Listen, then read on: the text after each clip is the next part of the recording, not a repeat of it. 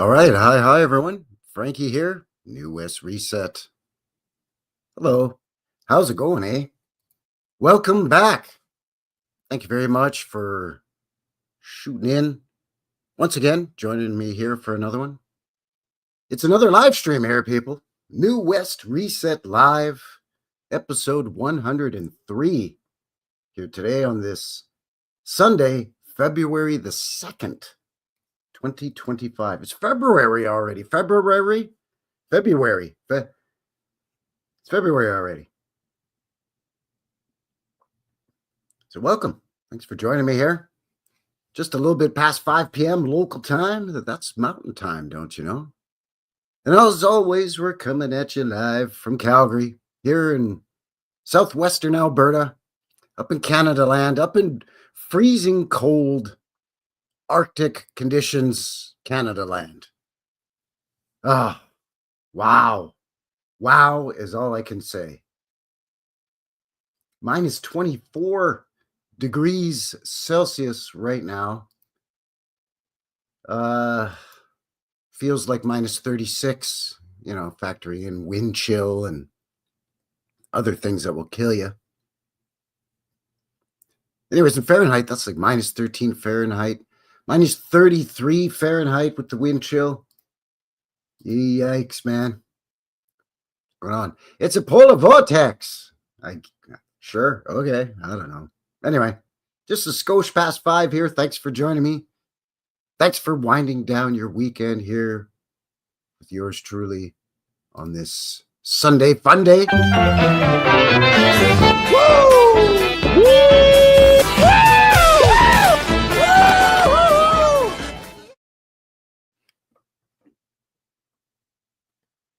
If you haven't already, maybe give a guy one of these, or one of these. It's fine. I'll be okay. Thanks to everybody who's already shared, already subscribed. And hey, if you're tuning in after the fact, after the live, really appreciate your support as well. Thank you very muchly. Greatly, superly appreciated. Because these things usually go between an hour and a half and 2.5 hours. So yeah, that's a big ask. So thank you. Appreciate it. So yeah, what are we looking at here? Well, links below. We're looking at Groundhog Day. It's Beaver Day, Groundhog Day today. Whatever that means, I don't know. We'll look into it. But links below for everything that we'll cover. Down in the little box. Speaking of down here, do all the things to help a guy out. It just helps to push me out into the thing. Enough jabbering. Let's say hello to everybody. See who's here in the box. Hippie Shake is here. Howdy, Hippie. Hello. There she is. There's Hippie right there. Kathy Broughton is here. Howdy, Kathy. Howdy. She says, howdy, y'all. And I say, howdy, ma'am. Howdy. How y'all doing?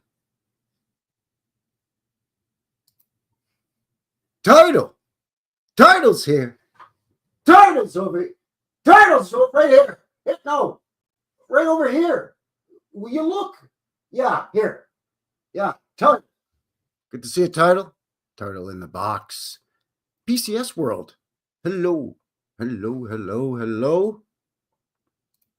Carmichael winding down his weekend here. Thank you. Appreciate that. There's our buddy Vaughn from down under. He's saying it's 29 degrees Celsius there. Yeah, thanks for rubbing a guy's nose in it, with a 58-degree swing in temperature. Whee!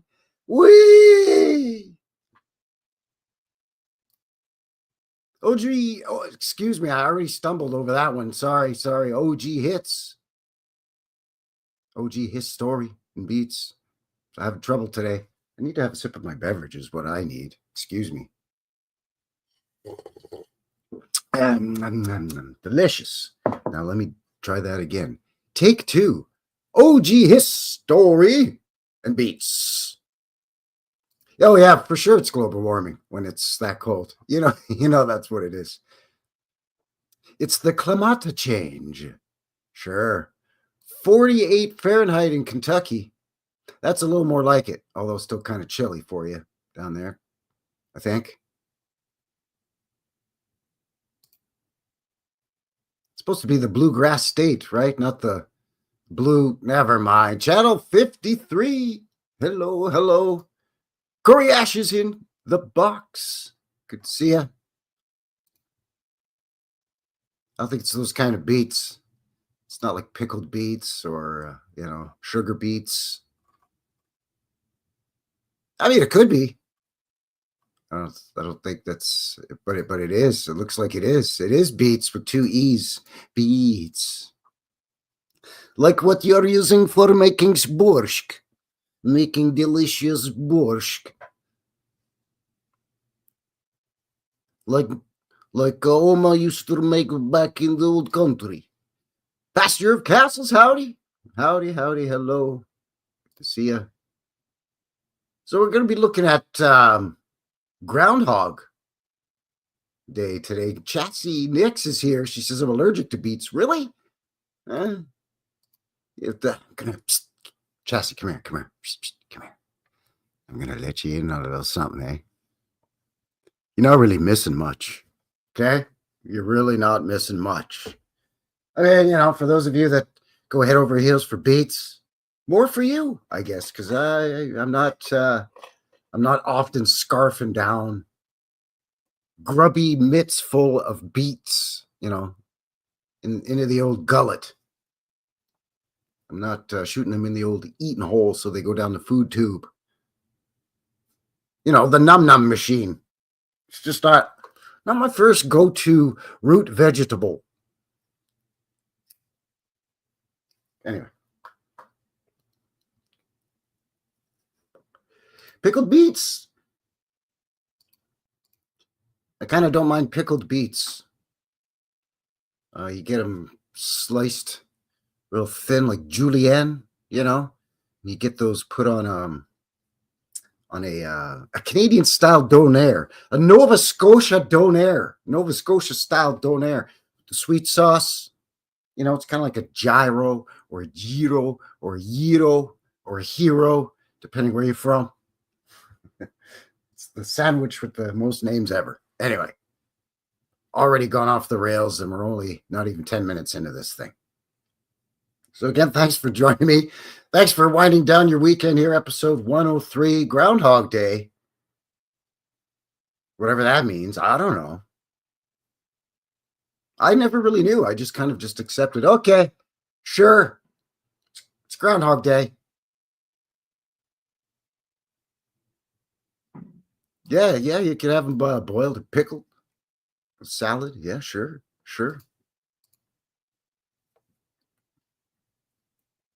Some people love them. Some people, and some people, if they eat them, they'll delete. So don't do that. That's not a good idea. Morgan shooting ready, coming in hot with pickled anything. Pickled eggs. What about them little onions, them little pickled pearled onions, eh? Like you put in people call it a martini, but it's not. It's actually a Gibson that has a pickled onion because it's made with vodka instead of gin. Pickled pig's feet, yeah. Pickled tongue. How about that? Huh? What do you think of that? Them apples? Pickled tongue. How about pickled apples, for that matter?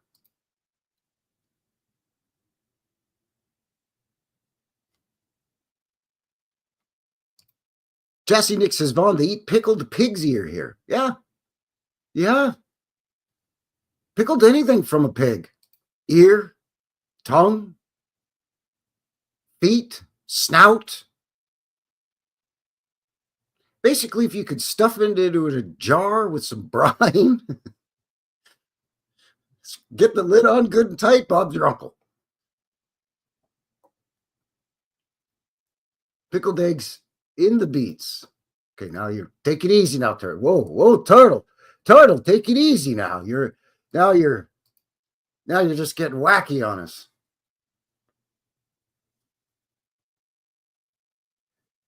Slow it down. Anyway, thanks for joining me here. Mighty Mouse is here from over on the Bumble. And speaking of which, as per usual, broadcasting simultaneously live on the HooTubes and on the green fighting platform over there on the Bumble. So thank you to everybody for both for joining, fella over here. Let's have a look at this Groundhog Day, shall we? Sure, why not? Let's see what's going on with this thing. Because as I said earlier, I was just you just accepted. Okay, it's Groundhog Day. What does that mean? Well, when the guy pokes his head out, if he sees a shadow and whatnot, then things. Okay. Yeah, it's better. Anyway, the Wikipedia, of course, our favorite source for, at least for speaking of his story, favorite source for his story. Groundhog Day. It's Pennsylvania German. I thought it was Dutch. Anyway, for Grundsaldag, Grundsaldag, and just to confuse everybody, something that starts with an M. Murmeltiertag. It's like a marmot. Nice marmot, man. It's a tradition observed regionally in the United States and Canada land on February 2nd of every year. It derives from the Pennsylvania Dutch, there we go, superstition that if a groundhog emerges from its burrow on this day and sees its shadow, it will retreat to its den and winter will go on for 6 more weeks. Thanks a lot, Phil. You fuzzy little so-and-so. If it does not see a shadow, spring will arrive early. Hooray, Phil, you fluffy, cute little guy.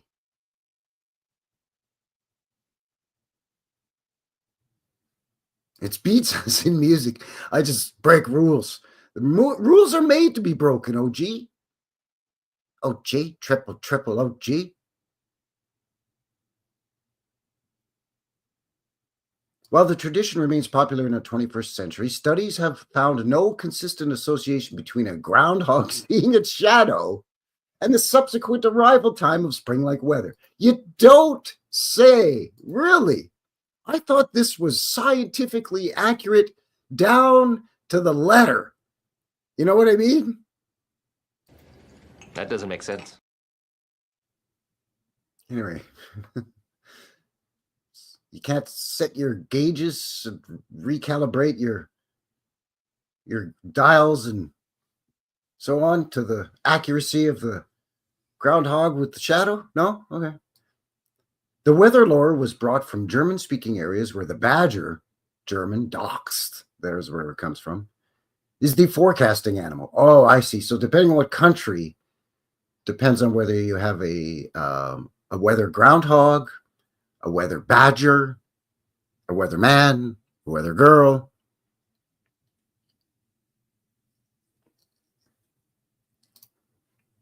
Cousin Vinny over here. Cousin Vinny in the box. Vincent shooting in with I effing love science. Well, there you have it. Coming from our resident egghead himself, Cousin Vinny. Because you get Cousin Vinny, you're going to get some Frankie fingers over here. So now you know what I'm talking about with the whole New West Reset thing. No. What? No. What I said about Frankie Fingers. The Frankie Fingers and New West Reset are the same. Wait, what? Sherry's here. Sherry Ives in the box. Hello. Welcome. Well, it says my skull's caving in already. Well, let's hang on. But pull up your boot strap. That won't help your skull. Put your helmet on. Put your helmet on now. It was the badger. Okay, it's forecasting out. While in Hungary, for example, the bear. You see, Hungarians are like, I ain't having no badger forecast my weather here now. Those badgers are untrustworthy. They'll turn on you. I'm going to get a good old reliable bear. How's a bear, by the way, supposed to do this? Don't they hibernate? I guess if he keeps on hibernating, winter's going to keep going. So not much of a poking his head out ceremony, I would imagine. Anyways, the bear serves the same purpose, and badgers were only watched when bears weren't around. Okay, yeah, I guess, you're over in old-timey Germany or Hungary, that whole area over there, right? So, getting on to winter. It's tail end of winter time. Thinking how much longer we're gonna have to put up with these dank, gray, dreary, cold days and these long, dreary nights and the snow and the whatnot and the who's it. Depending on what hemisphere you're in, of course, right? Anyway, it's a whole different thing. So yeah, you start poking around in the woods there looking for bears or badgers or weasels or groundhogs or something to let you know at least when's this thing done, please. Please, I can't barely handle it anymore. I'm getting cabin fever up here. All I got to do around here is chop firewood and yodel. That's all I'm doing. Groundhog Day ceremony held at Punxsutawney. I'm going to say it the way we say it up in Canada, Punxsutawney. Pucks, as in hockey pucks. The Groundhog Day ceremony held at Punxsutawney in western Pennsylvania, centering on a semi-mythical groundhog named Punxsutawney Phil, has become the most frequently attended ceremony. So out of all these groundhogs or other woodland creatures popping their head out of the ground and talking to you like you're freaking Cinderella. Well, hello, Bambi. Hello, Thumper. How are you today on this fine woodland day? Say, tell, how much longer do we have winter there, old chum? You're like, I don't know, go ask the bear or the badger. Maybe you could find a groundhog. I don't know. What are you bugging us with that for? Rothrod's in the box. Hello, hello. And I never understood the Punxsutawney Phil thing. It's supposed to be an alliteration, right? If I'm correct with my English grammar and so on. It's an alliteration when two words, one right after the other, they start with the same letter. Like dastardly deeds. Right? I love alliterations. I use them in my thumbnails. I use them in my video titles. Alliterations are fantastic. But it's got to kind of have the same sound. A PH for Phil has an F sound. She could have called him Pete. Punxsutawney Pete. That's what you were going for, I think. Anyway, moving on here. I'm getting sidetracked. Grundsau lodges in Pennsylvania Dutch country, in the southeastern part of the state, observe the occasion as well. Other cities in the United States and Canada also have adopted the event. Yeah, we have our own different woodland creatures up here, that kind of do the whole thing. I don't know. It doesn't make any sense at all, really. Well, man, wow, that's pretty good. Thank you, Cousin Vinny. Says you're semi-mythical, Frankie. Oh, shucks. Come on now. Scott Pike is here. Yeah, that's the thing. He does have clearance. I think he's got a direct line to the weather manipulation technology. It's an underground line. Get it? You see what I did there? Ad B is here. Ad B saying just listening while researching writings from the 1400s to 1700s. Ah, very interesting. PCS World says if a beaver gets up early, she makes coffee. Oh, wow.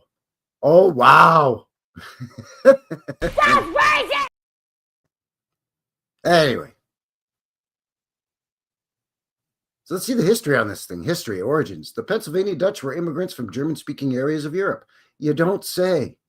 The Germans had a tradition of making Candlemas, February 2nd, as Badger Day. Not making it, marking it, excuse me. That's where we get the dash talk. Of which, if a badger emerging from its den encountered a sunny day, thereby casting its shadow, it heralded 4 more weeks of winter. Oh, so now it's down to 4. They whittled it down to a month. Rather than, what was it, 6 weeks? 8 weeks? I don't know. You see how bamboozling and baffling this befuddling BS is? You see, there's some alliteration. Not quite as good as V for Vendetta, but not bad. Not bad for a guy up in frozen Canada, eh? Where you got the brain fog because it's minus 30 with the wind chill. And I know what you're thinking. Well, Frankie, what do you mean? Minus 30 Celsius or Fahrenheit? At that point, does it matter? Does it really matter? I say nay, nay. Nay! Candlemas is a Western Christian festival observed in the Roman Catholic and Lutheran churches. In folk religion, various traditional superstitions continue to be linked with the holiday. Although this was discouraged by the Reformed churches in the 16th century. Quit being all superstitious now. That ladder ain't going to hurt you. I don't know what this nonsense is with horseshoes and rabbit's feet. Now stop it. Notably, several traditions that are part of the weather lore use the weather at Candlemas to predict the start of spring. The weather predicting animal on Candlemas was usually the badger, although regionally the animal was the bear or the fox. Now they're throwing in the fox. I think I can smell shite.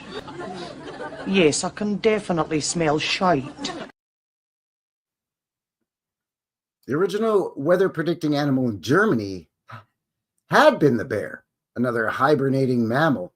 But when they grew scarce, the lore became altered. Because people were just, well, no bear, I guess we ain't getting no spring. Hey, Gunther, you seen a bear? 9. Friedrich, you see a bear? No, I've not seen bear. Well, I guess we hunker down for more winter. Starting to sound Swedish, so I'll quit while I'm behind. Similarity to the Groundhog lore has been noted for the German formula. Sont sich der Dach in der Lieb above something. Stop it, Frankie, you're hurting my ears. I apologize to anybody who speaks German. If the badger sunbathes during Candlemas week for 4 more weeks, he will be back in his hole. All right. It's a much better translation. Billy the Badger. See? Scott's got exactly what I'm saying here. He's smelling what the Rock's cooking. You jabroni! Anyway. A slight variant is found in a collection of weather lore, Farmer's World, printed in Austria in 1823. All right. Groundhog as badger. Pennsylvanians maintain the same tradition as the Germans on Groundhog Day, except that winter's spell would be prolonged for 6 weeks instead of 4. There you go. So like, yeah, it's colder here, so we better not push our luck with 4 weeks nonsense. We'll give her an extra 2. Just in case. Well, you always drive with a spare tire, don't you? So, yeah, just in case. We'll add in a bit of a buffer zone there. For the Pennsylvania Dutch, the badger became the Dachs, which in Deutsch referred to a groundhog. I thought it was badger. Oh, that's Dax. You like dags? Oh, dogs. Yeah, I like dogs. I like caravans more. Bloody poikies. The standard term for groundhog was Grunddachst, German for doxed, or from the German doxed, with the regional variant in York County being Grundsau, a direct translation of the English name according to something. Okay. So basically they're just muddying the waters. More German than I'm not going to attempt. Victor Hugo talks about it in Les Mis in 1864 as follows. It was the 2nd day of February, that ancient Candlemas day, whose treacherous sun, the precursor of 6 weeks of cold, inspired Matthew Leinsberg with the two lines which have deservedly become classic. Qu'il luise ou qu'il liserme, l'eau rentre en sa caverne. Let it gleam or let it glimmer, the bear goes back into his cave. So now we're back to a bear again. A bear rat. I thought it was a bear cat. You ain't nothing but a bear cat. Can snoop around my door. You ain't not an old bear cat. Snoop around my door. Anyway, look that song up. That's the answer to the Hound Dog song, which was previously recorded by Big Mama Thornton, way before Elvis done did it. Anyways, the groundhog was once also known by the obsolete Latin alias Arctomys monax. Sure, the genus name signified bear rat. The European marmot is of the same genus and was formerly called something. Yeah, okay, great. Kind of does look like a beaver. Only way smaller. Way smaller. Anyway.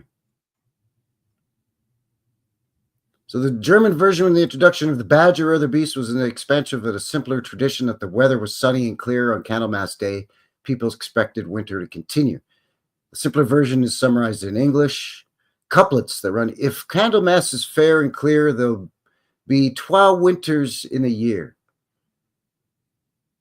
Where the heck "twa" is? With equivalent phrases in French and German. British and Gaelic calendars. Scholar Rhys Carpenter in 1946 emphasized that the Badger Day tradition was strong in Germany. The Badger force is strong, but absent in the British Isles. And he referred to this as a reason that the U.S. Groundhog Day was not brought by immigrants from these places. I see. So the English, the Scottish, and the Irish didn't bring over Groundhog Day stuff. It was the Germans. Sie Deutsch. Sprechen Sie Deutsch? Nein. There did exist a belief among the Roman Catholics in Britain that the hedgehog predicted the length of winter, or so it has been claimed, but without demonstration of its age. In a publication by the Scotland-born American journalist Thomas C. Macmillan in 1886, In Ireland, Scotland, and the Isle of Man, Bridget's Day is February 1st. It's a day for predicting the weather. Well, in Scotland, the animal that is heralded spring in this day is a snake. In the Isle of Man, it's a large bird. In Ireland, folklore so-and-so records lure hedgehogs being observed. So it's basically any animal you see poking its head out of any hole, burrow, crack, or crevice, and then looks around and then goes back in or comes out is going to tell you something about the weather being bad and or good. It's the vaguest shit I've ever seen in my life. Pennsylvania. The observance of Groundhog Day in the United States first occurred in German communities in Pennsylvania, according to known records. The earliest mention of Groundhog Day is an entry on February 2nd, 1830. See, that's going back a ways for this cockamamie stuff, isn't it? In the diary of James L. Morris of Morgantown in Pennsylvania Dutch country, according to the book on the subject by Don Yoder. That's a cool last name. Yoder. Sounds like he's Viking or something. What's your name? I am Don Yoder. I guess you're from Francia, or you're a Northlander. Is that anyway? This was a Welsh enclave, but the diarist was commenting on his neighbors who were of German stock. Here we go. The Punxsutawney beginnings. The first reported news of Groundhog Day observance was arguably made by the Punxsutawney Spirit newspaper of Punxsutawney, Pennsylvania in 1886. Up to the time of going to the press, the beast has not seen its shadow.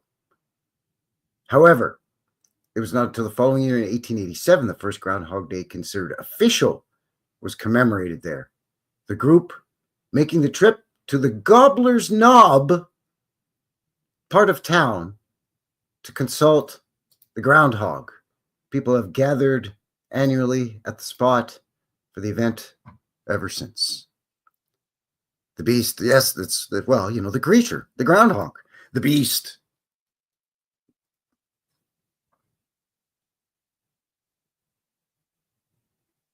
Just very, yeah, I guess, okay. Very odd. Especially the name, right? Gobbler's Knob? What the hell kind of name? What kind of cockamamie name is that?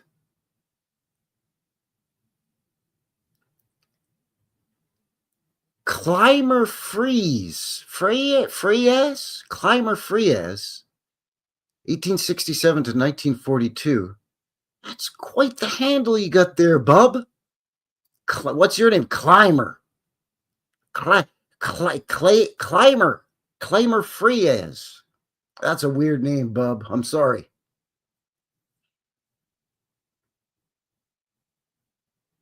He was the city editor at the Pakistani Spirit, credited as the father who conceived the idea of Groundhog Day. There's also been suggested that Pakistani was where all the Groundhog Day events originated, from where it spread to other parts of the United States and the Canada.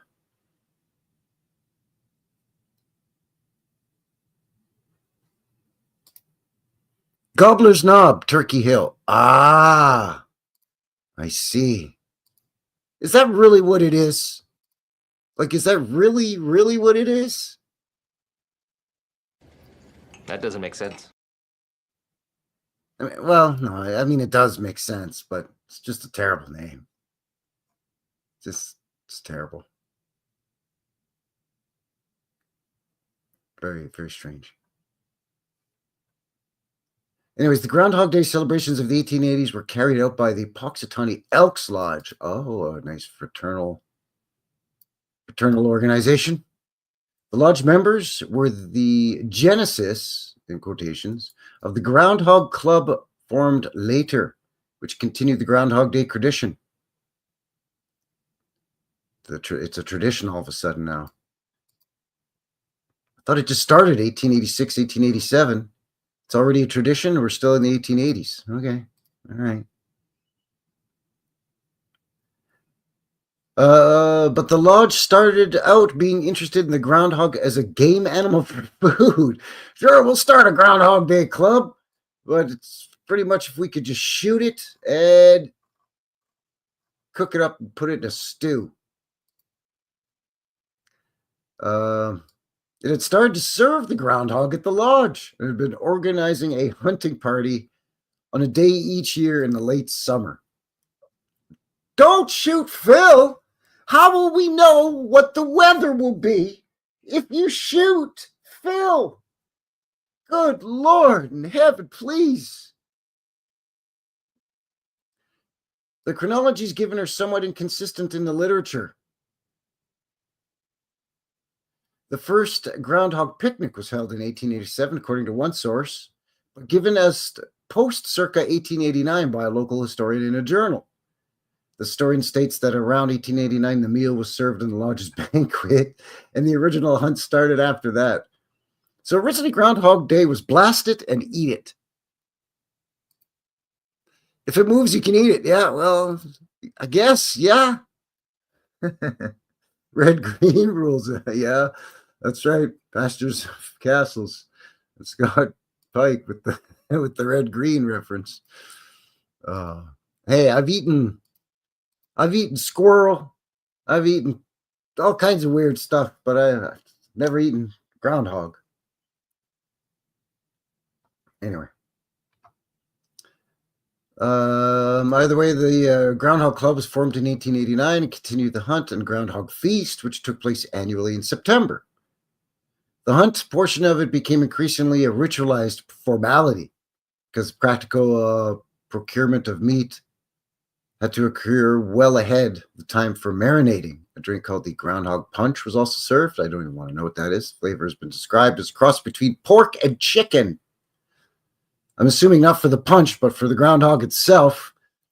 These guys could use a little help with Grammarly or something. The hunt and feast did not attract enough outside interest, and the practice was discontinued. Not enough out-of-towners coming in to shoot the local groundhog population to the brink of extinction, I guess. Oh, shucks. Groundhog was not named Phil until 1961, possibly as an indirect reference to Prince Philip, Duke of Edinburgh. Why? What does Edinburgh, Scotland have to do with Pennsylvania or Dutch, German, Polish, wolverines, weasels, bears, giant birds, whatever the hell else, there's snakes, whatever else predicts the weather, apparently. Very, very unusual. Anyways, Punxsutawney today, the largest Groundhog Day celebration is held in Punxsutawney, Pennsylvania. The crowds as large as 40,000. That's 4 followed by 4 zeros. 40,000 gather each year, nearly 8 times the year-round population of the town, which is just over 5,700 people as of 2020. Are you kidding me?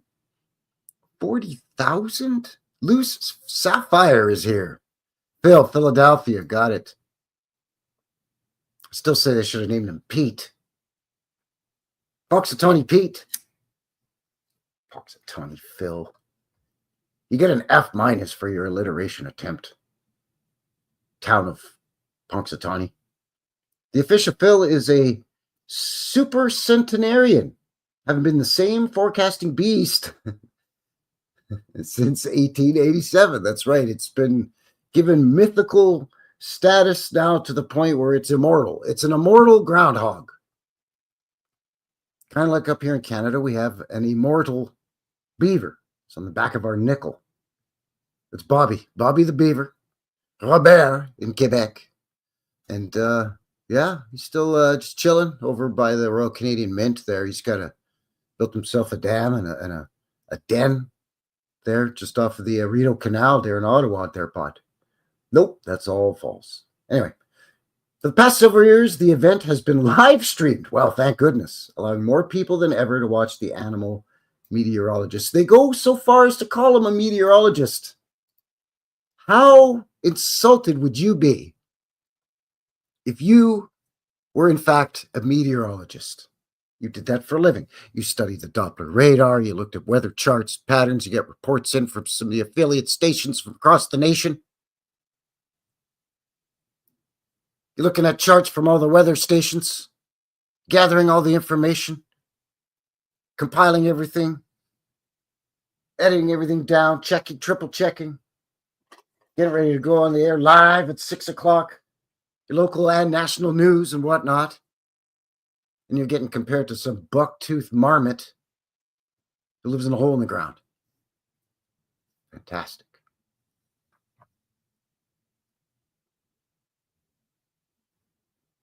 Anyways, 2019, for the 133rd year of the tradition, the groundhog was summoned to come out at 7:25 a.m. on February 2nd, but did not see its shadow. Fans of Punxsutawney Phil awaited his arrival starting at 6 a.m. thanks to a live stream provided by Visit Pennsylvania. 2021 on 35th, for the first time due to the coof. The ceremony was held behind closed doors. We wouldn't want Phil to get a case of the... Well, just give him his 11.4 million boosters. It's fine. It's all good, right? Mr. Gates said it was fine. With no fans allowed to attend. This stream's getting shut down. Too sweet. But anyway. The most inner circle members being required to wear a mask, including Phil. Take off. Get out of here. There's no way that you're going to tell me. Is this real? That they put a mask on the groundhog? Now wait, did they put his mask on him and then shove him back in his hole and then let him pop out to see if he sees his shadow or not? Because what if he saw his shadow the first time, sans mask, but then you strap the face diaper on the little feller and you cram him back into his den and shut the door or whatever the dealio setup is. I don't know what the hell's going on down there in Pennsylvania. And then he comes out and now with the mask, what if he doesn't see a shadow, or he does, or the opposite, or whatever? Now what happens? I'm very confused. It's very strange. I don't really know what's going on. I think I might have to consult with an expert here on this whole thing. But anyway, just seems redonkulous to me. I mean, that's really playing into the whole thing, right? Let's put a mask on this poor creature. Shenanigans. Anyway. 2022 saw the 136th celebration of the normal in-person event. The ground house saw its shadow, projecting 6 more weeks.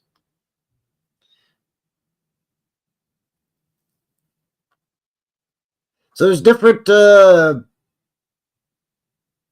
groundhogs, depending where in the U.S. you are. Whether you're in Jersey or Connecticut or wherever. Staten Island Chuck. That's very appropriate. Hey, I'm Chuck. I'm from Staten Island over here. Shut up. It's going to get cold, all right? It ain't my fault. What you want me to do about it, huh? Get out of here. You freaking mook. What, you want a slap? I'll give you a slap over here. Come on. All right. I'm sorry, Chuck. That's better. In Canada, the day is observed with various ceremonies at other locations in North America beyond the United States. In Nova Scotia, Groundhog Day traditions arrived with German foreign Protestant immigrants in the 1750s, where it was known as Docks Day. From the German docks, yeah, we know this already, of the Lunenburg County settlers there in Nova Scotia. Due to Nova Scotia's Atlantic time zone, the province's official groundhog, Shubenacadie Sam. Shubenacadie? That's what's with these wacky names. Makes the first Groundhog Day prediction in North America the tradition of Nova Scotia's Shubenacadie blah blah blah park since 1987. They make it sound like it goes back to the 1750s. Not 1987. And it's just a guy in a suit. It's just a guy in a crappy squirrel suit, and they just ripped the tail off. Maybe from a Chuck E. Cheese pizza joint that went belly up in the early 90s.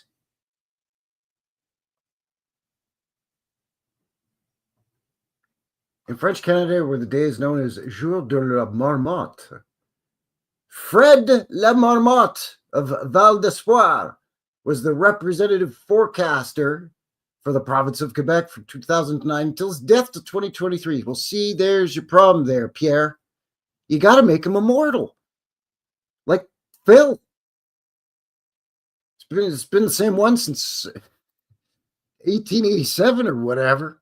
You dropped the ball on that one, Butterfingers. Way to go, eh? Way to go. Study also shows that in Quebec, the marmot and groundhog are regarded as Candlemas weather predicting beasts in some scattered spots, but the bear is the more usual animal. See, they're going back to the bear in Quebec. It's because there's a lot of bears in Quebec and Ontario. There he is. Here's Canada's most famous, I think. Warriorton Willie forecasts annually from Warriorton, Ontario. Now that's how you name a groundhog, right there. Town of Warriorton Willie. Or Wyerton Willie, whatever. Boom, done and done. Manitoba Merv. See, well done, Canada Land, with the alliterations. It's been forecasting since 1990s at Oak Hammock Marsh. He's a groundhog that apparently is a marsh hog. Winnipeg Win has been forecasting since 2010. Okay, now we're just getting silly. Hey, Balzac Billy, that's just up the highway for me. Balzac Billy's the prairie prognosticator, a man-sized groundhog mascot who prognosticates weather on Groundhog Day from Balzac, Alberta. Yep, it's just up the highway for me. Nanaimo, a ferry port city on Vancouver Island, British Columbia, Canada, presents Chopper, Marlou, and Van Il Violet all wild Vancouver marmots for forecasts. So it's not happy with just one, I guess, over there. You gotta have 3 or 4. Accuracy. Well, we need not get into this there, but as you would imagine, they're not very accurate whatsoever. By the way, did the Groundhog see his shadow this year? Yep, he did. Yep. So there's going to be 6 more weeks of winter. Really? No shit, considering it's minus 30 degrees outside. Thanks for the hot tip, you filthy rodent. Appreciate that. I don't even know how this whole thing works, to be honest with you. I think, like I said, we should consult with an expert here, I think, on this whole Groundhog Day, it's inner workings. Then it's the same old shtick every year. The guy comes out with a big stick and raps on the door. They pull the little rat out. They talk to him. The rat talks back. And then they tell us what's going to happen. Oh, I get it. It's not ball sack, Billy. Sheesh, wow. Ball, it might as well be ball sack. It might as well be, but it's Balzac. Balz, or Z, if you prefer. AK, Balzac. But it might as well be Balzac. It's pretty good. I wet my jockeys here.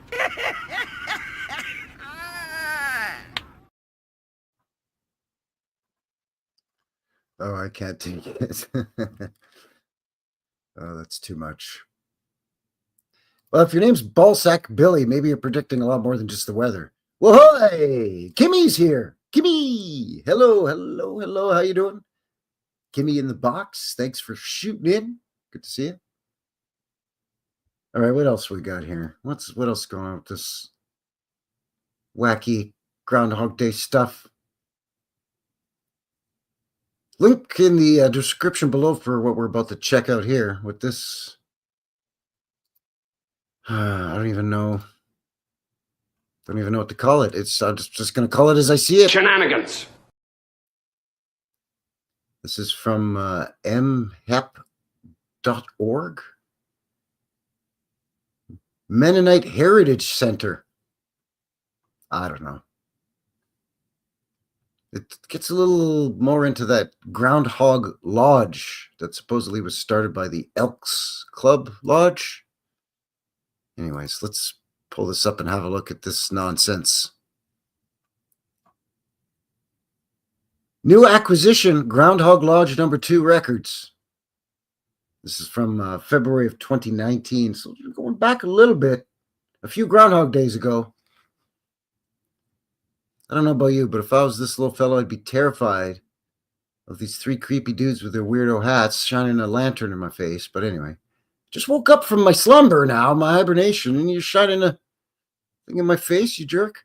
The records, photos, and some artifacts of Groundhog Lodge #2 on the skip hack were donated to the Mennonite Heritage Center last fall after the group disbanded earlier in 2018. This Grundsau Lodge, based in the Silderton, Haleysville area. Sorry, I have no idea where that is. Started in 1937, held its first public Versammlung, gathering and banquet, in February 1938, held its 81st annual banquet in February 2018, and then decided to disband. It was the second of the lodges or clubs organized in the Winter Groundhog Lodge movement in eastern Pennsylvania. In the aftermath of WW1, American society was suspicious of German culture, traditions, and language. Really? You don't say. That's racist! Anyway, the use of the German language had been sharply curtailed in Pennsylvania churches and schools. This negativism proved to be a blow to ethnic identity in Pennsylvania German communities. Persons in these communities were concerned about the perceived threat to their Pennsylvania German culture, traditions, and dialect. In response, a group of men from the farming, business, and professional communities in the Lehigh Valley organized the first Groundhog Lodge in Allentown, 1933. The Groundhog Lodges were fraternal organizations traditionally limited to men and devoted to the preservation and celebration of the Pennsylvania German dialect and heritage. Currently, 17 lodges throughout the eastern Pennsylvania host events centered around festivities and the lore of Groundhog Day, featuring dialect speakers, jokes, food, music, entertainment. The Groundhog Lodges have celebrated over 85 years of local Pennsylvania German culture. Groundhog Lodge number 3, number 2, the second one organized, held its first public gathering on a cold evening in February 1938 in Pipersville, Bucks County. After that, the lodge held its annual banquets in the Solderton, Telford, or Haleysville, Culpsville area. Over the years, the group met at the former Solderton High School, the Telford Fire Hall, Lower Salford Elementary School, Franconia Elementary School, Christopher Dock Mennonite High School, Fire Hall, and Generations of Indian Valley. All this over groundhogs? Well, I mean, if you want to preserve your traditions and whatnot, sure, okay. But it's a weird tradition, right, Scott? Worship a ground dweller. That's all that's required. Yes, that's right, Kathy. Kathy Broughton in the box. 33. You don't say. That's right. This guy's snuggling up to a groundhog here with his, what is that? It's not a blanket. Afghan? Said it Afghan? It's a weird picture, bro. Just saying. Even if it is a stuffed groundhog. The stated purpose of Lodge number 2 was to perpetuate the Pennsylvania Dutch language through a gathering of friends around a sumptuous Pennsylvania Dutch dinner. Yes, roasted groundhog with all the trimmings. Forget your succulent basted roast turkey. That's not your colder weather meal. No, you're going to have poached groundhog with beets. That's right.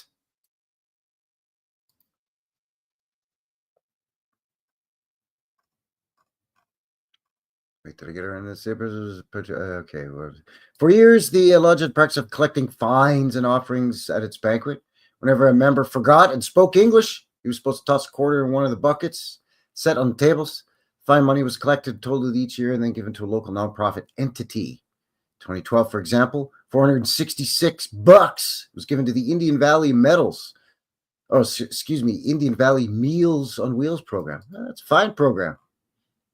Get some slightly below standard lukewarm meals to seniors. At the last several years of the Lodge number 2 banquets, it seems that the use of Pennsylvania Dutch dialect had fallen into serious decline. Well, Boney up. You better bone up and throw some cash in the jar there. In the old mason jar. The older members who remembered the dialect were passing from the scene. Generally, I guess they didn't do a good job of preserving then for 80-some years. Men under 75, even 80, no longer knew the language. This writer attended Lodge number 2's second last banquet in 2017 and found that much English was spoken around the tables. So this club had not been successful at perpetuating the dialect. There you go. Exactly. F- for your, again. Obviously, you weren't putting a lot of effort. It was just an excuse for these bozos to get together and do whatever the hell they're doing in there. No, we're perpetuating the Pennsylvania Dutch heritage language and whatnot. Really? Then how come none of you are speaking it anymore? We forgot. This and the lack of interest among younger people of Pennsylvania Dutch heritage, and no doubt the club's increasing lack of relevance, likely led to the decision to disband after its 2018 banquet.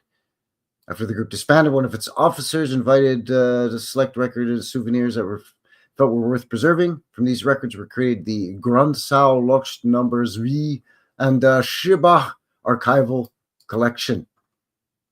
So there you go. Link in the description below for that,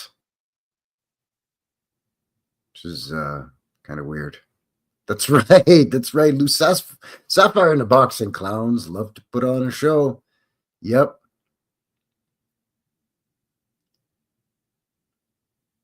It's very, very weird. What else have I got down here? Oh, yeah, I wanted to look into this Gobbler's Knob. Although Turtles solved the mystery for me earlier in the chat. But I was like, wait, what? Gobbler's Knob. It almost sounds dirty. I'm sorry, but it almost does. The Gobbler's Knob here, according to the Wikipedia, Gobbler's Knob may refer to the home of Punxsutawney Phil, the Groundhog, who is the central figure in Punxsutawney, Pennsylvania's annual Groundhog Day celebration. Oh, okay, there you go. Gobbler's Knob Fire Lookout, a fire lookout tower in Mount Rainier National Park in Washington State, USA. Practically on the other side of the country, so that's kind of weird, but okay. Gobbler's Knob, Utah, a Wasatch Range summit near Salt Lake City there in Utah land. Down where John Levi is. Hey, that's far out, man. Gobbler's Knob, I'm kidding. I love John Levi. Who doesn't love John Levi? Come on. Gobbler's Knob, a prominent geographical landmark in the San Bernardino National Forest of California, US of A.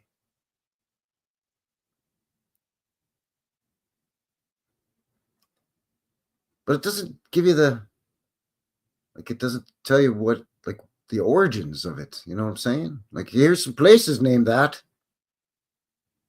But it doesn't tell you the,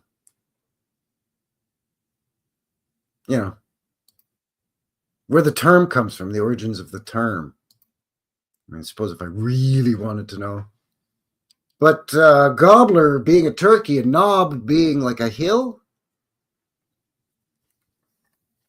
I guess that makes sense. But that would make Nob Hill here in Calgary, which is a neighborhood, make their neighborhood name kind of redundant, wouldn't it? If Nob means hill. Nob Hill. What do you live on? I live on Hill. Pardon? That hill up on the hill there. That's where I live. See, I'm way too fancy. It's not enough for me to live on top of a hill. No, I gotta live on a hill that's on a hill already. You see? That's what I gotta do.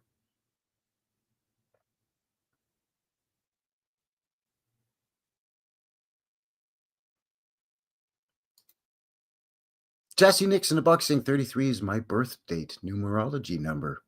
The Freemasons go above 33. 33 is just what they allow citizens to become. 33 is just their top level of just their master masonry. But you become a master mason at the 3rd degree.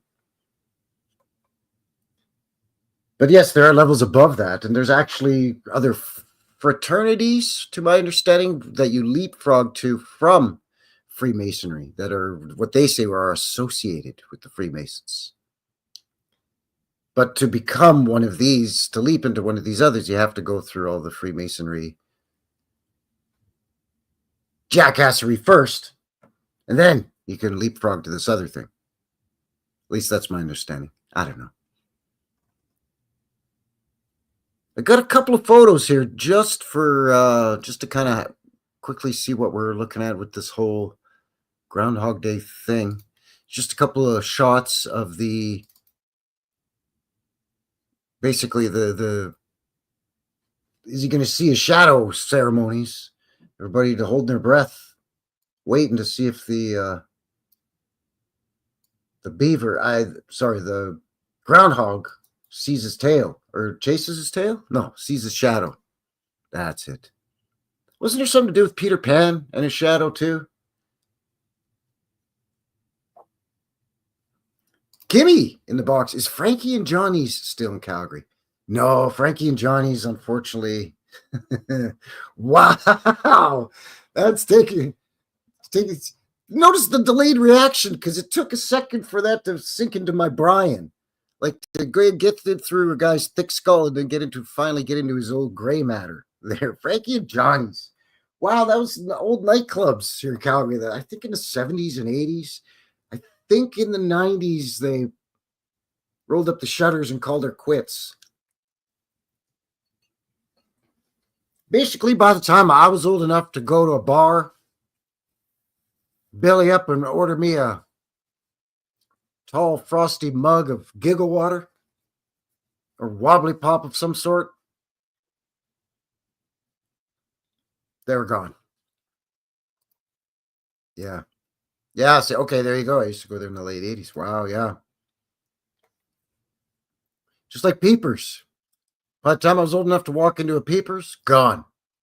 Not that I was waiting like an Olympic athlete at the starting gates for the pistol to fire or anything to run in there, but you know, it's just one of the it was a legend, right? It was a legendary thing. Frankie and Johnny's. Wow. Anyway.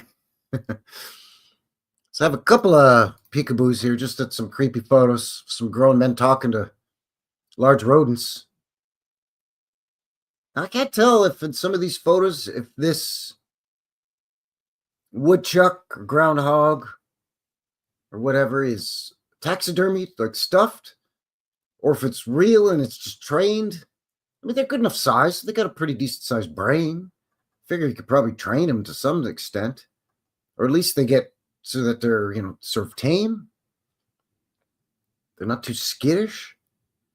Especially if they're picking them up and waving them around to the crowds. Hey, look, everybody! Phil says his shadows of see, you know, like that's a real groundhog. Guy's got his microphone. Like, what do you say, Phil? Shut up. He doesn't talk. You kook. You're not fooling us. This one going back to the 1940s. What you don't see is in the next frame is he gets bit. This guy just gets his hand bitten. Actually, you can see on his hand, he's been bit a couple times already. I'm just kidding. Maybe. I don't know. No, there it is. Gobbler's Knob. This year's forecast. Sleet, snow, blizzards. What'll it be? See, I'm thinking this guy is just, I don't know. I think it's just a stuffed. See, because he's in the same pose, right? This guy's waving his cane around him. Like, wouldn't a real groundhog bite that cane and attack this guy's face for coming at him with a stick? I'm just asking. Yeah, thank you. That's kind of what I'm thinking, right, Kathy? Kathy Broughton in the box saying it looks stuffed. Yeah, because look at the position of his little, his hand, his paw, his hoof, his paw. And then look at him in this one. See? His paw, it's like he's waving at you. Hi, how you doing? My name's Phil.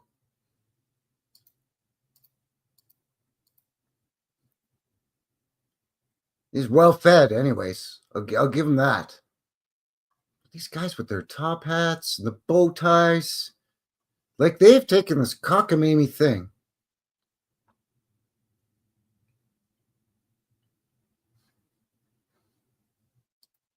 And just really, there's the thumbnail photo. So here he's holding a real one. But I think they have a stuffed one. They have a stuffed one, and then they wheel out the real one.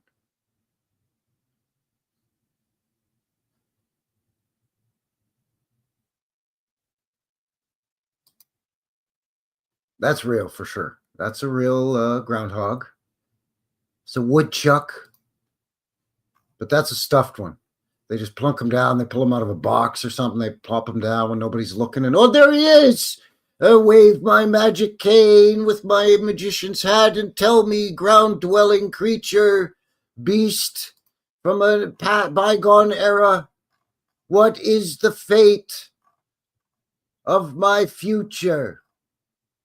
You're going to freeze your ass off for 6 more weeks, bud. Now, can I go back to sleep? Thanks. See ya.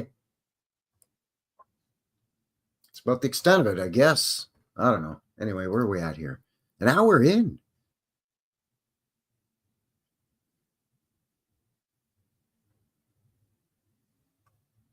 What's going on in the chat here?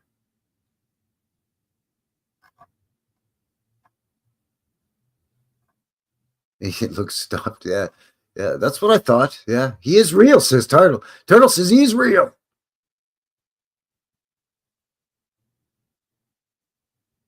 Oh, Chats having a problem with government paperwork. Really? Shocking. I'm shocked. Lou Sapphire says the 33rd degree isn't something anyone can attain. It's a recommendation by the elder ranks. They offer to only those that they choose. Trump, Vance, all high-ranking brethren, not just any Mason. Yeah, well, that's how they weed out, right? It's concentric circles within circles within circles. Once you get into the innermost, that's when they offer you up the whole. Okay, now you take it up to the next step, buddy. Now is where we start talking to you about the real stuff. We told you before, we were telling you about the real stuff before, but nah, that was fake news. Now we're going to take you over here to the real stuff. And then it's just more hoop jumping. But they whittle it down, right? They whittle it down from, a lodge with 100 members to a handful of people, 2, 3, 4 guys. And then they move on and they whittle that down even more, so on and so forth. At least that's how I see it. That's right, Scott. Scott Pike in the Box, Masonic Wizards. So we're just over an hour into this thing here. What do you say we take a mid-show break? I'm going to give you a sneak peek at your upcoming midweek vintage footage video. If you're new here, or as a reminder, you get your live show like this one right here, right now, right here, every Sunday. Every Wednesday, you get the vintage footage video. Usually I find some old-timey black and white footage. The older, the better. Or if it's kind of neat footage that I don't think we've seen all too often, the rarer, the better, kind of. I'll sync it up with some music, usually Canadian. Throw it up there for you on a Wednesday. Friday, you get your boots on the ground, and then it brings us back around to the Saturday or Sunday, for the live show. So this next one as well, it's going to go along with the beautiful weather. This one's going to be coming up for Wednesday. This is from 1919. This is a downhill sledding, or what we call tobogganing up here. We call it toboggan.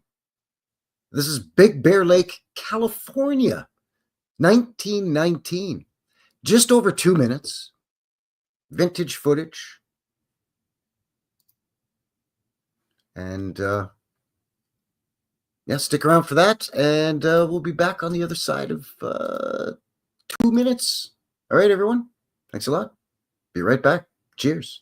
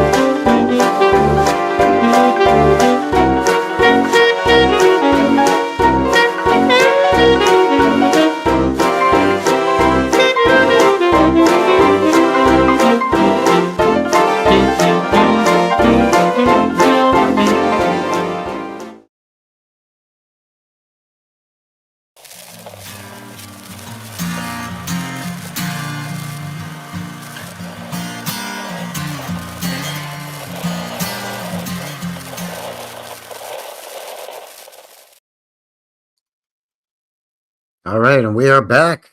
Welcome back, everybody. Frankie here, New West Reset. Thank you very much for shooting in, joining a fella here for another one, another live one, as a matter of fact. I don't know, I've been enjoying myself with the wackiness here with the with the Groundhog Day. You know what I mean? All right, we're having a good time.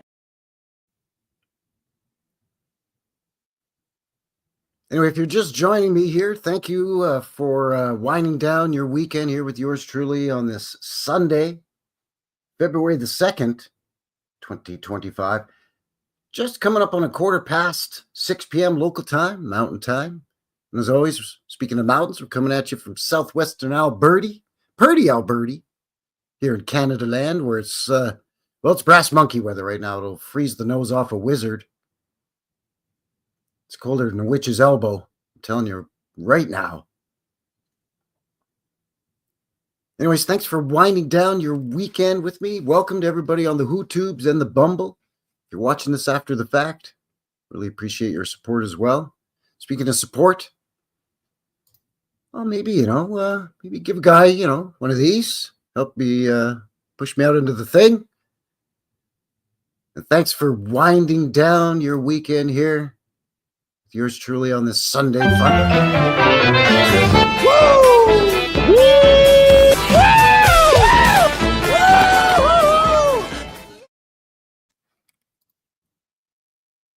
Old World Mi'kmaq in the box. Quainidap.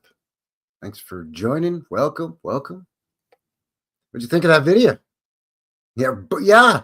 There's a couple of ones they didn't know how to steer. They went right into the tree. Yikes. Watch that. That's a guy can delete himself doing that. You get going down that icy, snowy hill at a good clip, and boy, howdy, look out. Yikes. It did, though, didn't it? Channel 53 saying that it looked fun as hell. I agree. If I tried doing that now, I'd probably wipe out and break a hip. I'd be hitting the tree. Actually, I'm kidding. I still go tobogganing with the kids. Not my kids. My nieces, nephews, and great nieces and great nephews. Just a family tradition thing that we do. Usually we do it on New Year's Day, but we couldn't do it New Year's Day because we didn't really have any snow. So we're going to have to wait until, we've got snow now. Got about 3 or 4 inches of snow, creeping up on 10 centimeters out there now to go with, the minus 30 degrees weather. Great. Fantastic. So we're looking at this Groundhog Day at the top half of the show. Links in the description below. Speaking of links below, my location map is there too. So, that's a little something that Cousin Vinny put together. So let's have a look at that, shall we? You click on that link and it takes you to this here thing. And my icon pops up and you just click on it and it just opens up the side panel, gives you a brief little blurb, and then the link to the video. You click on that, takes you straight to the video, boots on the ground. So big tip of the hat to Cousin Vinny for that, because if I tried to do that, my desktop PC would probably explode right in my face. Also, guys, emails down there. If you got some cool photos, you want to send me some, you want to send me a video clip of a blizzard or snowstorm that you're having, going, hey, Frankie, quit your bitching. Well, you're not the only one that gets cold, all right? Check this out, bub. Hey, give her, bud. Give her. My social media is there on MeWe as well, BitChute, and, of course, the Bumble. And, hey, you want to make some contributions to the donut/manicure fund, PayPal down there as well. Thank you very much. For those of you that have already made a donation, T-shirts are now packed and ready to go. So thank you. And thanks for your patience during the Canada Post postal workers strike. They've been back at it now for a number of weeks, but there's still a massive backlog. So they're now just getting to I've been getting emails from Canada Post. They're keeping Frankie informed, you see. And they're basically back to normal letter delivery and small parcels. And as soon as I get the small parcels and packages, boom. That was my cue. So yeah, I had wanted to get those out in time for the holiday season for Christmas, and with the postal strike, it just was not going to happen. So thanks for your patience. As soon as it gets above minus 20, Guy he'll tow it down to the post office and get those out to you. Thank you very, very much.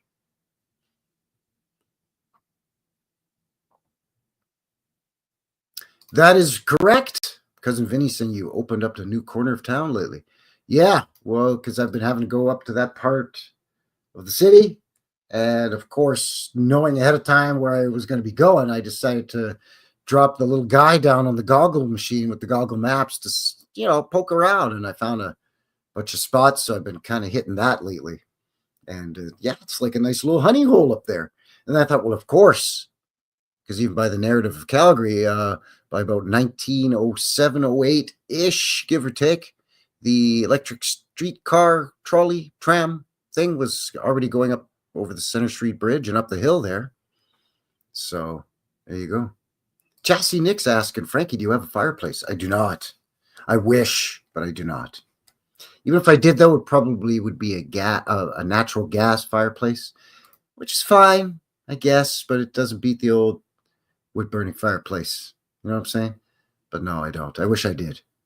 I've got a little space heater that I plug in, which I have right now, because when it gets to be about minus 25-ish, minus 20, gets a little drafty, gets a little chilly, even with the thermostat and the furnace working overtime, which is great, because then you get your bill and you're like, oh, that's nice. Yeah, no fleecing there at all during the cold weather. Thanks a lot.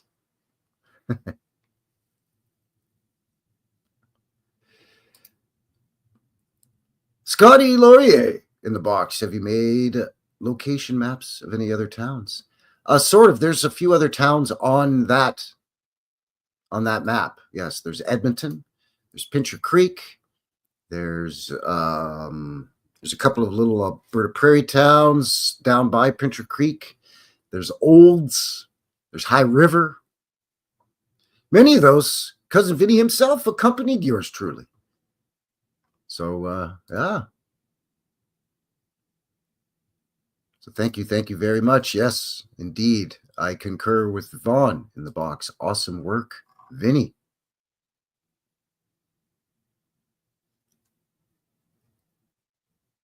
So this whole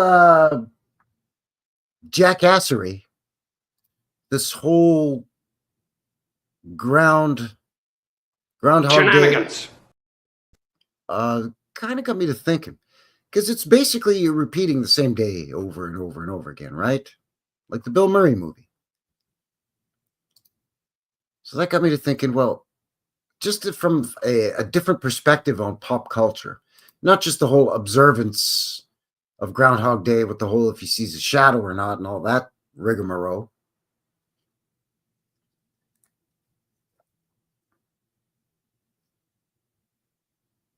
I was thinking, what about like movies, right? And I could thought, okay, well, there's Groundhog Day, of course. But there's that one with Tom Cruise.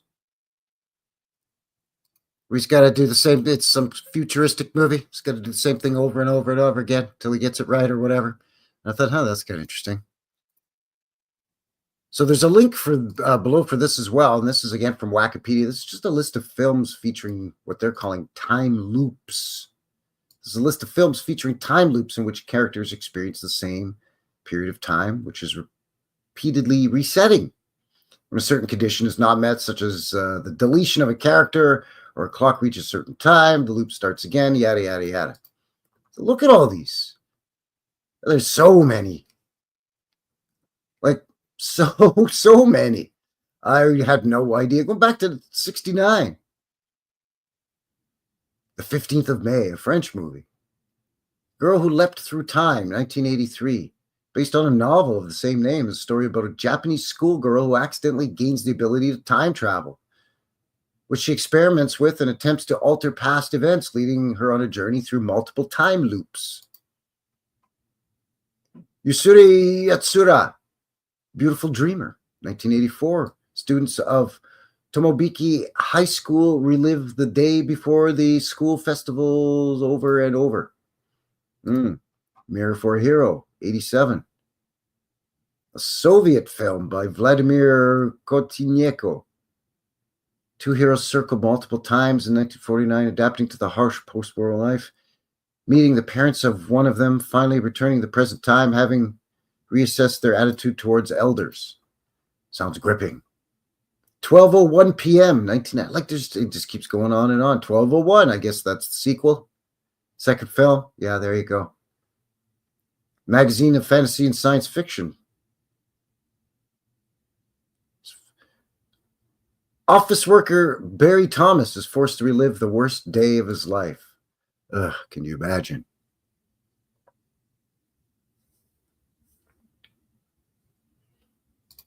Cousin Vinny in the box. February 2nd was my anniversary with an ex. Amusingly, we dated twice. Take off. That's really? Get out of here. No. Are you serious? Come on, man. Really? Dude, that's hilarious. I wet my jockeys here.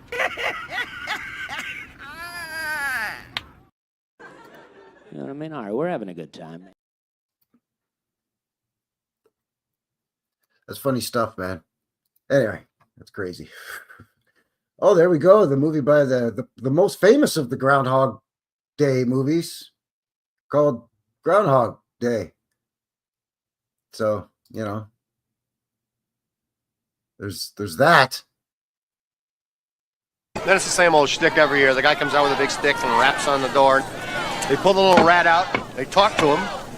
The rat talks back, and then they tell us what's going to happen. Self-centered television weatherman Phil Connors was forced to relive the same day over and over. This movie is generally seen as the quintessential time loop movie by many, with its name being synonymous with the genre as a whole. Yeah, that's the first one I thought of. Christmas Every Day. Wow, that would be fantastic. An American television movie based on William Dean Howell's 1892 short story, Christmas Every Day. A selfish teenager is forced to relive the same Christmas every day. Oh, the same Christmas. Yeah, that would suck. Retroactive. Psychiatrist makes multiple trips through time to save a woman who was deleted by her hubby.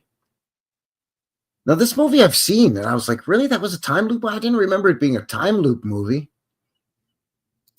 So maybe I got Mandela affected in the old brainium. I don't know. The story follows a woman named Lola, played by Franca Potente, who needs to obtain, like how I put a little bit of Spanish, a little pepper on that, who needs to obtain 100,000 Deutschmarks in 20 minutes to save the life of her boyfriend by resetting time multiple times by 20 minutes. I don't remember any of that, but I do remember seeing that in the theater, I believe. Mickey's Once Upon Christmas. Really? Huey, Dewey, and Louie must repeat Christmas Day until they come to learn the true meaning of Christmas. Aha, that's Disney ripping off Christmas Every Day. That's what Disney's doing. Knocking? Naked? Knocking. On the day of his wedding, Anders wakes up naked in an elevator. Oh my. As he attempts to piece together the reason for his predicament, the day repeats itself and he becomes stuck in a time loop. It's weird. There's just so many. Camp Slaughter. A group of present-day teenagers are sent back to 1981 and discover a summer camp which is stuck reliving the day a demented deleter went on a rampage. That's kind of a clever idea, I guess. They're taking two genres and mashing them together. Taking a time travel movie where they go back in time, but instead it's the back to an old slasher 80s thing, I guess.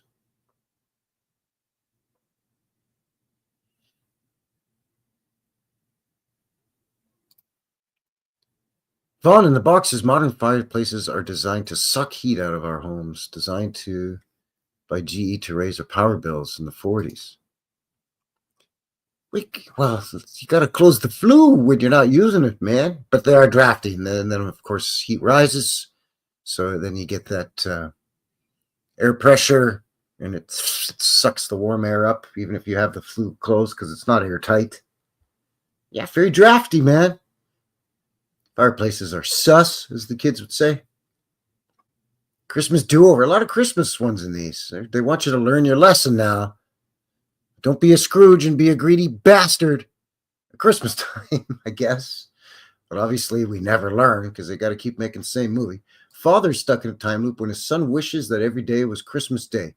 A remake of Christmas Every Day from an adult perspective. The Girl Who Leapt Through Time. Look, they made a bunch of these like right in a row here.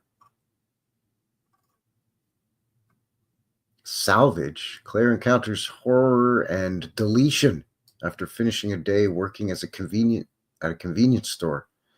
Not once, but many times. An official selection of the 2006 Sundance. Really? Never heard of it.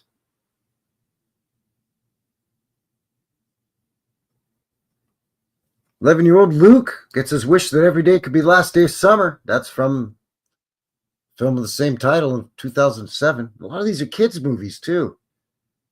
I know this is kind of a creepy, weird, stuck in a time loop, Mandela effect. Not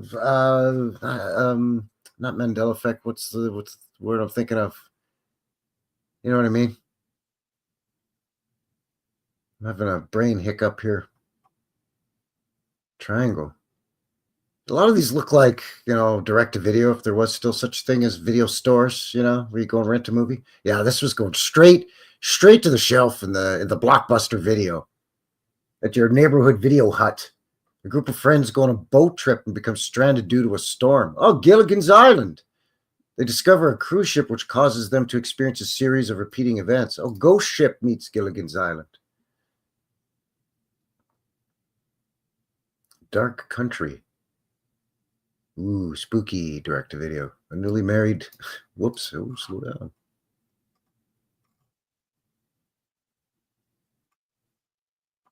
Oh, I lost it. Oh, there it is. Las Vegas. Encounter a person who was just in an accident. They taken to find some help, but are now part of a time loop. So time loops apparently can just happen no matter what. I got caught in a storm and now I'm in a time loop. I stopped to help a guy who was in a car accident. Time loop. I bent down to pick up a nickel. Time loop.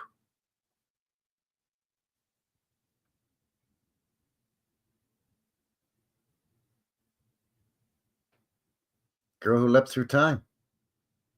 Third film based on Yatsutaka's novel, Repeaters. Oh, it's a Canadian one there, eh? Oh, beauty, bud. A group of inmates at a rehabilitation facility are forced to repeat the same day over and over. Ouch. That sounds terrible. Source code. I think I've heard of that. Oh, it's got the Jake Gyllenhaal guy in it. That's probably why I've heard of it. I may have even seen this. U.S. Army. Oh, come on, man. U.S. Army aviation pilot Captain Coulter.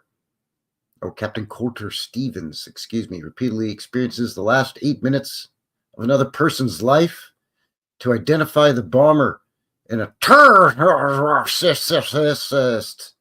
attack. Sorry, I got to disguise what I'm saying because, Hutus. In order to prevent a second nuclear thing in boom booms in Chi-Town. The Road. Oh, not that road. A different road. It's a Filipino road. Horror anthology film.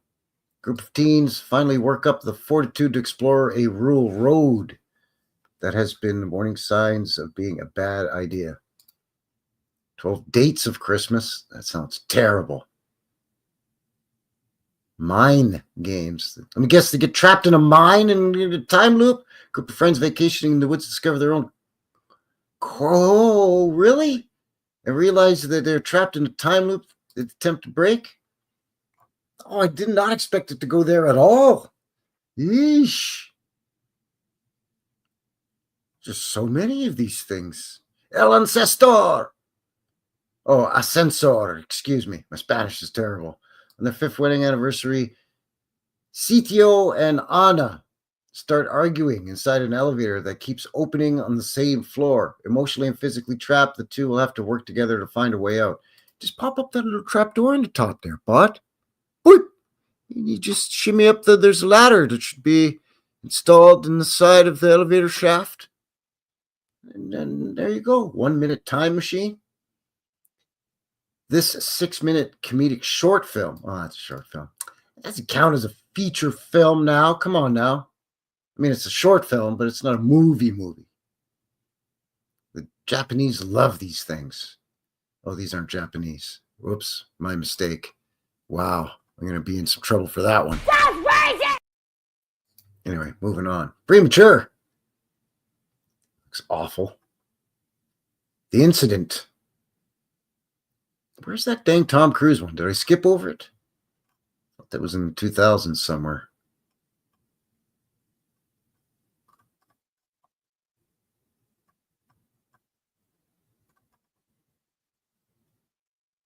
I don't know.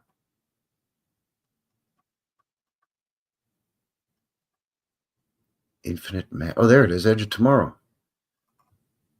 That's not bad. I mean, it's not great.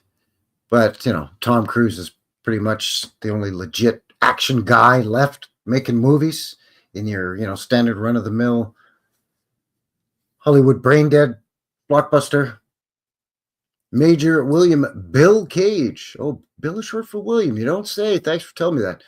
Tom Cruise and Special Forces soldier Rita Vrataski, Emily Blunt, team up to fight a hostile alien race known as mimics, with Cage continually returning to a repeating battle through a time loop. This just keeps going on and on and on. Groundhog Day for a black man. Hold on a second now.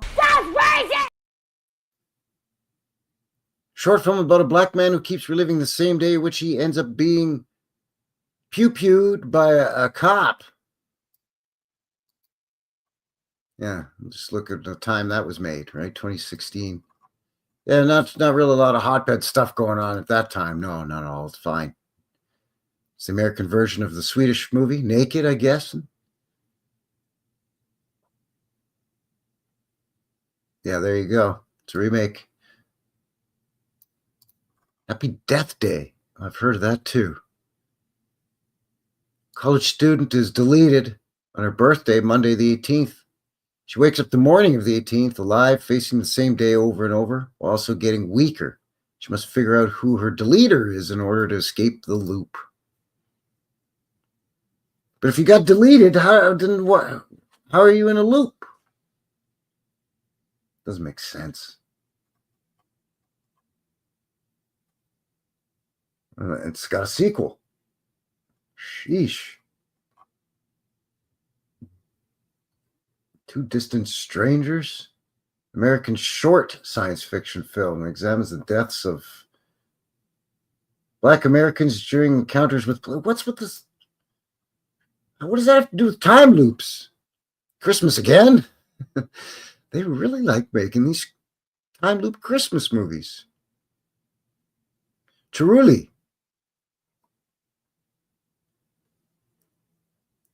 Tells the story of two undercover, police officers go in search of a wanted criminal named something or other that I can't pronounce.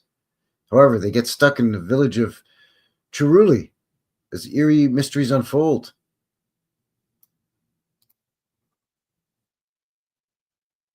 Django, but not that Django. This was probably like Yango or something. Manadu. So Bollywood's getting in on the action. Map of Tiny Perfect Things. No thanks. Free Guy. No thanks. Wait, that's that Canadian guy, Ryan Reynolds. That's what's his name? Deadpool guy. Bank teller discovers he's actually a background player in an open world video game. Okay, yeah, I have heard of that too. Didn't see it. Sounded weird.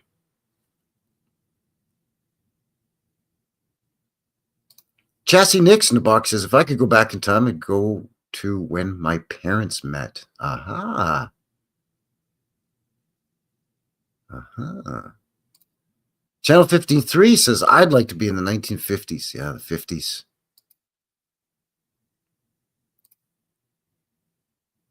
They've been pushing the multiverse hard since the 90s to 2000s, says Vaughn. Vincent says, that's a good concept. The NPC realized he's an NPC. Well, that's the Free Guy one, right? Yeah.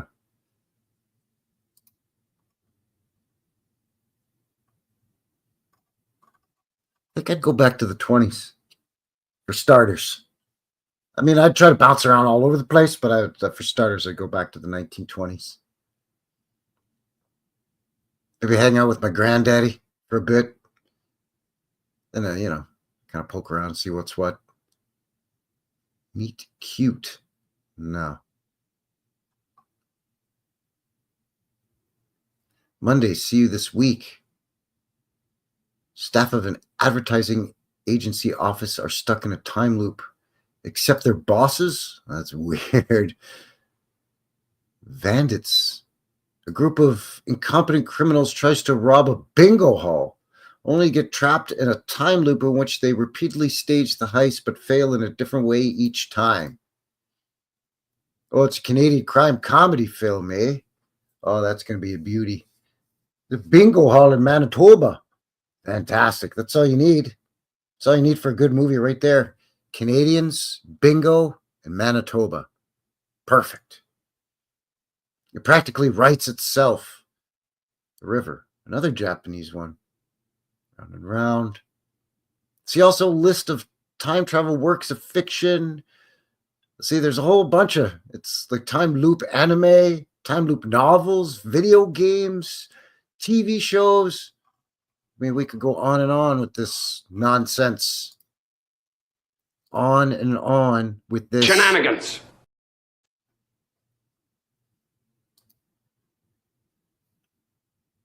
But with that said, I think I'm getting ready to wind this thing down here shortly. But before I do that, again, as a reminder, Wednesday, vintage footage video. Give you a sneak peek of it tonight. Just a little bit of sledding, a little tobogganing from 1919 there in Big Bear Lake. Up in Big Bear there, down in California. Friday, you got some boots on the ground coming up. Yeah, you're going to see snow. You saw some snow. You're going to see snow Wednesday in vintage footage, and you're going to see snow on the boots on the ground video on Friday too. I'm sorry. It's going to be like that for a little while longer until spring rolls around, and then it'll start to melt, and then it'll be good. We'll be fine.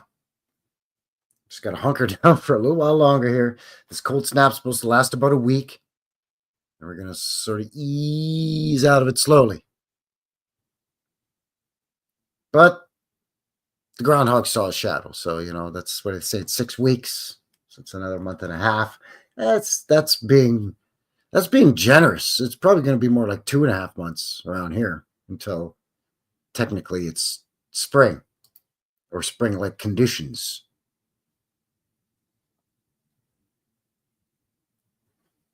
Let's see what else is going on. Knucklehead's coming up Tuesday, February the 11th. Sorry about the mix-up earlier when I told you that it was going to be way before that. I don't know what happened. I got confused. I'm old. I'm confused. As mentioned, boots on the ground coming up. Still working on the, I got a video project that I think is going to be a 3. Now it started, I originally I was saying it's a 3-parter. Look, now it's looking like she's going to be a 4-parter there, eh, bud? Just about my theory on the most recent catastrophe and then the ensuing reset afterwards. And my theory as to whom and how. And of course, it's going to be sort of focused on this sort of area, Western Canada, the sort of Pacific Northwest of the U.S., and, Western Canada, Southwestern Canada.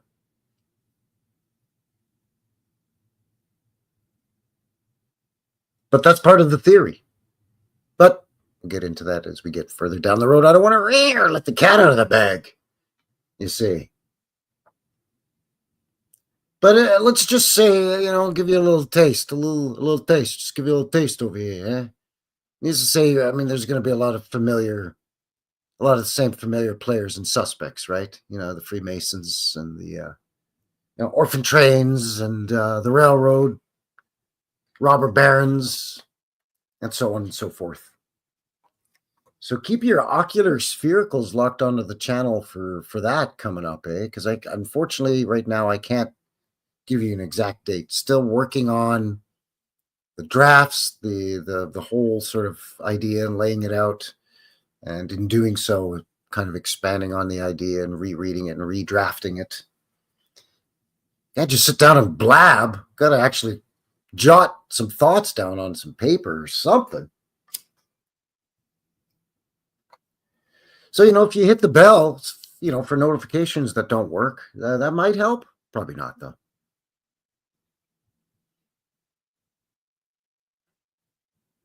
So as mentioned, links below for everything we covered tonight on the Wikipedia and the Mennonites.org, where they were reporting on the lodge being shut down. The guy's got all the memorabilia that he's going to hoard. So his concerns me when one person's in charge of 87 or whatever it is years of history, even if it's just localized history. Anyway, and as mentioned, the links below for email, MeWe, Bumble, BitChute, the location map where I've been traipsing around Alberta, and donations to PayPal. Greatly appreciated. Thank you very much.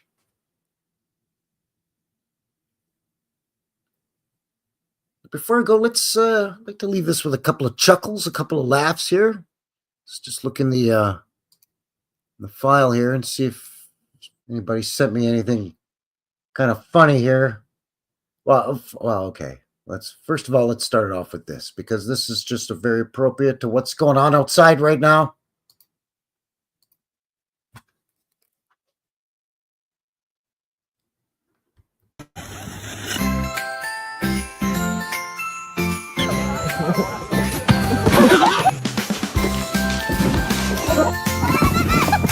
Oh, right into that shed.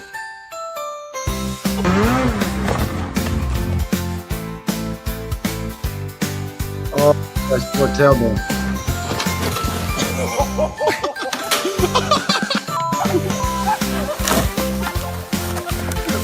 I think that was a bush, not a tree. Oh, that guy's tailbone and shoulder and arm and ribs, spine, hip, face.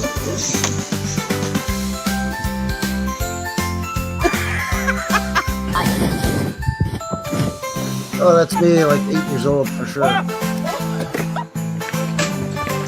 Never walk with your hands in your pockets in a Canadian winter. You just don't do it. You got to get gloves, or if it's really cold, you get mittens. Because you got to keep your hands out to your sides and walk like a penguin. Otherwise, you're going to bail. You are going to bail. Let's see what else we got here. I think a certain somebody sent me this one. This is, you know what? I think that the title of this email was Don't Mess with the South or something like that. Which I would agree. You don't mess around in the South. You F around and you find out. You know what I'm saying? F about and find out. F about and find out. Der bod, eh? But also there's something to be said for that Southern hospitality, I'll tell you what. I'm not kidding. And the same applies here in Western Canada.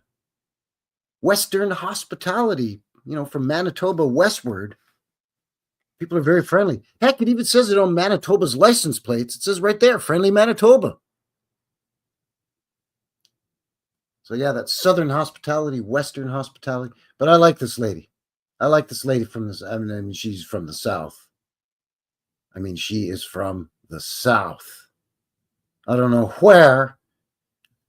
I don't know where, y'all, but she's from somewhere down in the South. What would you do if I broke in your house? Now, hold on just a minute, Skittles. I live down here in the South, and we protect ourselves with pit bulls and pew-pews. And the real question is, which one of them is going to get you? I'm sorry. I just love how she calls them Skittles, like right out of the gates. Now, just hold on a second there now, Skittles.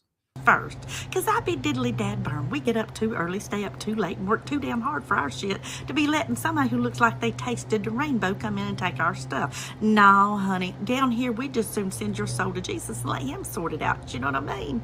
This is the way I see it. If you're ever skipping your happy ass down here on the streets in the South and you get this hair up your butt to come into one of our houses, I suggest you do one of two things, baby. You hit your knees and you start praying to the Lord because you fixing to meet him. Or you just keep skipping your happy ass until you get out of town. Now, I personally think the latter of the two choices is the better choice, but bless your heart. You can choose either one you like. Just, baby, choose wisely, okay? Have a nice day. Well, bless her heart. I'll tell you what. Yep. That lady's hilarious. I like that lady. It's because of his teeth. Yeah, the Skittles. Well, yeah. Well, like his whole outfit. But yeah, especially the teeth. Channel 53 says that's true right there. Women in Georgia pack heat. Well, let's talk about a loaded question, if you pardon the pun. You know what I mean? I mean, come on, man. What would you do if I broke into your house? I would proceed to stomp a mud hole in your ass and then walk it dry. And that's the bottom line, because Stone Cold said so. You know what I'm saying? Because guess what? Even up in Canadian land up here, you break into the wrong house, some of us got pew-pews too. You might get granddaddy's shotgun shoved in your beak. You know what I'm saying? Especially, you know, there's two sides to that Southern hospitality, Western hospitality coin. You know what I'm saying? It's got some rural people out here in Western Canada. Alberta's good old boy farming country. Hunters, fishers, and fishermen. Fisher ladies, outdoor ladies that like to go hiking and fishing and camping. Heck, my sister goes kayaking and fishing and stuff like that. Chops wood, knows how to use a chainsaw. And she's a grandmother. My mom and dad go camping all the time, and they're in their 70s. Dad chopping firewood. Dad, you're going to catch a heart attack. Let me do some of that for you. Thanks, son. Yeah, no problem. Sit down and grab a wobbly pop and watch me go. Got a lot of farmers and ranchers around here, and they don't want people messing around in their property. They got hundreds of thousands, if not millions of dollars invested in their land and their crops, or their land and their cattle, or their land and their sheep, or their land and their horses. Multi-generational ranches and whatnot. I think some jackass in a ski mask and shiny teeth's going to come climbing in through the basement window. Hey, good luck, bucko. Yeah, a nice 30-aught would take care of that. Hey, if it'll take down a deer, an elk, or a moose, yeah, it'll work fine on the only problem is we have slightly different self-defense laws up here in the frozen north than you do down in the good old US of A. I could still get charged, even if the guy was coming at me with a stabby mechanism. Even if he pulled out, a sidearm, a heater, and took a shot at me and missed. And I fired back with, a hunting rifle.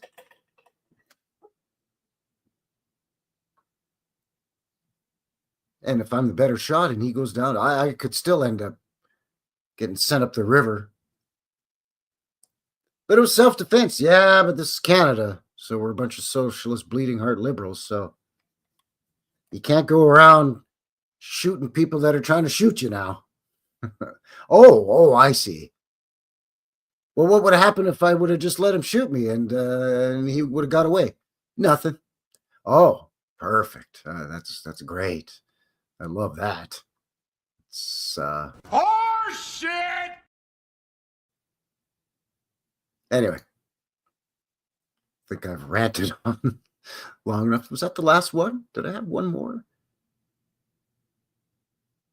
Oh, I do. I do have one more. I have one more. One more. What the hell? One more. I think we've seen this. This is from a telegram, and I think we've seen this person before. This lady. I think she just posts herself laughing at other people's telegram. I don't know. This guy's talking about fudge. From St. Louis on 44, you've seen so many signs for Uranus, Missouri. And before you think, come on, Jaron, you're better than that, you're right, I am. But they are not. 20 miles, there's these billboards that say things like big fun waiting in Uranus, live bait in Uranus. Their main attraction, the thing that they want you to pull off the highway for, is a fudge factory. The Uranus Fudge Factory. The slogan on the billboards is, the best fudge comes from Uranus. And if you think for a second that that's going to make me pull off the road and add an hour to my trip to go buy some fudge from this fudge factory, you know me, because that's exactly what I'm going to do. As I walked out, they said, thanks for picking Uranus. Come on, man.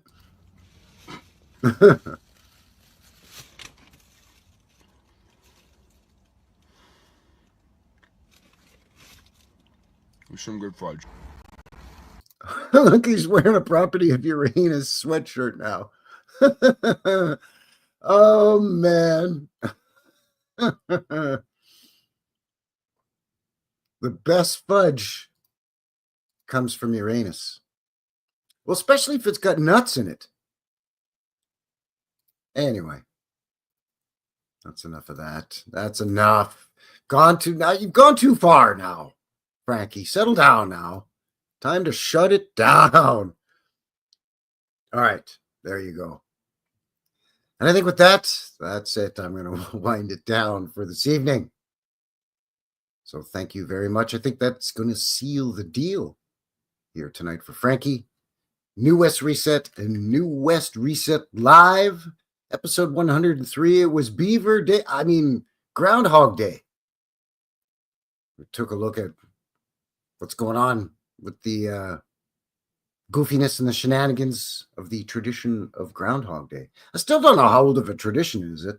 Does it go back to the 1740s or the 1970s? I don't know. Links below for everything we covered. Thank you very much for joining me. Really appreciate it. And we'll see you on the next one. So until then, take care out there and have yourselves a good one. All right, everyone. Thanks again. Cheers. It's a mystery. It's a mystery wrapped in a riddle inside an enigma.